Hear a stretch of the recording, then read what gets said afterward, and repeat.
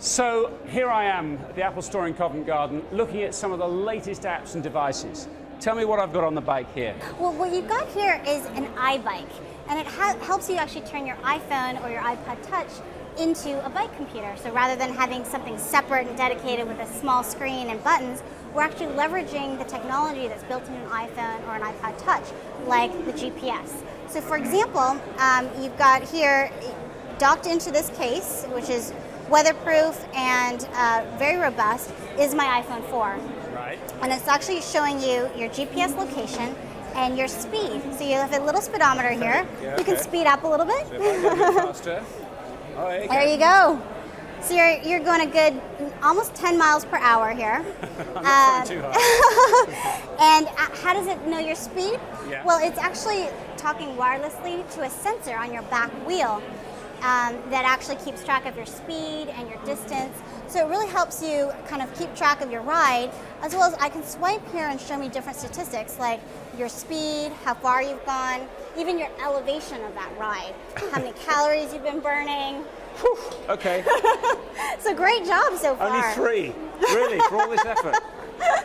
Next, inspired perhaps by the events in Sandwich this last weekend, an app to improve your golf. With this latest app, I've got 5 attempts. Hole in one. Okay, see if I can repeat that. That's the first one. It's not a matter of doing it once, Martin. It's doing it time after time. Concentrate. Oh! So unlucky. Right, there's 2.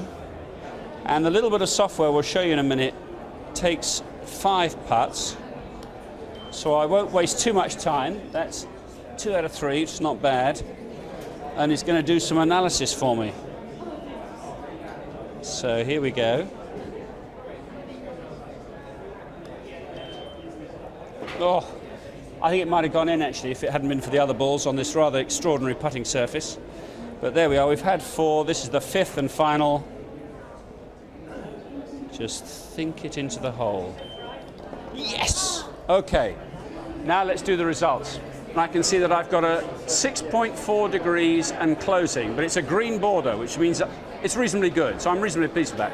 A slight arc on my putter action there, but I can get more information here about the tempo of the stroke and where I compare to backswing and forward through. And this will all help me become a better player. And let's admit it, I need some help. And finally, how about a health check? This is an accessory from Withings, a company based in France, and they've created a personal blood pressure meter. Okay. So I go ahead and just plug that into my iPhone, my iPod Touch, or my iPad using this dock connector exclusive for iOS devices. I'll just go ahead and hit start. Now you want to try not to talk or move because taking your blood pressure can be sensitive. And so we can see that you've got fairly high blood pressure right now just because we just got off the bike.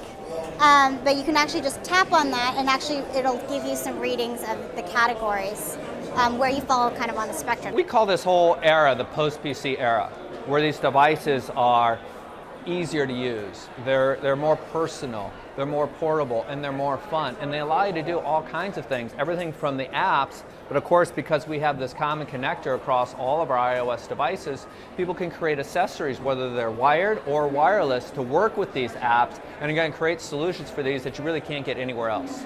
And you can't give me the inside track on iPhone 5, can you? Or can you? iPhone 4, awesome product. Retina display, thin, amazingly fast, very popular. On a day, Craig. When's the 5 coming? iPod Touch, I love it. Ah well, I tried. Martin Stanford, Sky News.